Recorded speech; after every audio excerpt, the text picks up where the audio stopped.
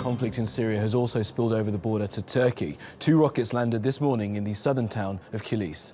Now, one of the rockets exploded when it landed near to a school. At least 2 people were injured and they're being treated at hospital. A second missile failed to detonate, and according to reports, the rockets were fired from Syria.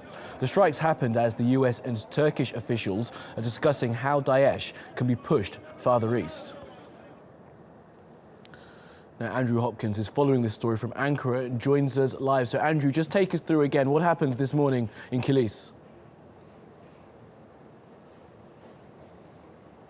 Well, Kamali, there's really been 2 incidents in the last 24 hours which show the kind of range of security challenges that Turkey is facing right now. One of those is that incident in Kilis this morning where 2 people were injured because 2 rockets were fired from inside Syria. They hit an area of town where there were 2 schools as well. They have both been evacuated. And as you say, one of the rockets failed to explode. In return, the Turkish military have fired back to this area inside Syria. Now, these rockets came from an area we suspect around an area called Azaz, which is an area where Daesh holds territory, and that has got to be one of the main suspects behind these rockets coming into Turkey.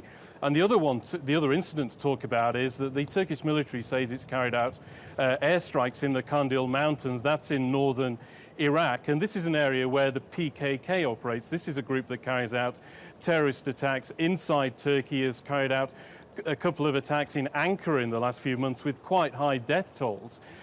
So the Turkish military has sent 10 fighter jets to these camps by the PKK in the Kandil Mountains, where they have targeted camps, equipment, infrastructure that is being used by the PKK, and they say that this operation has been successful. And Andrew, the American ambassador to Turkey has been speaking earlier today. What did he have to say?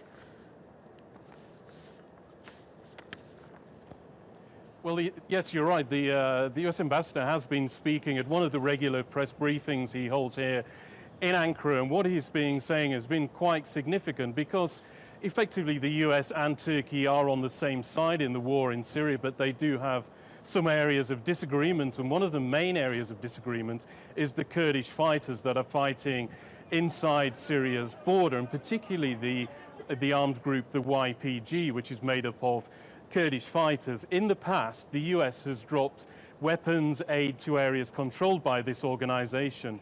Now, the Turkish government regards this group as a terrorist organization, but now the US ambassador says that they are not supplying any aid, any weapons to this group. And he's also said that any group that carries out action inside Syria which aimed at changing the demographic spread of people inside the country is not acceptable.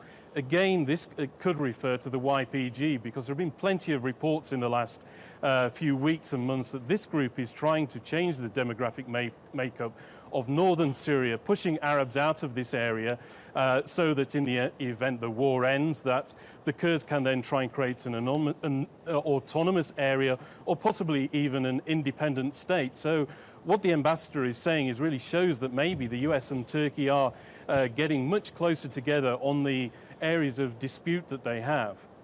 Andrew Hopkins there for us in Ankara. Thank you.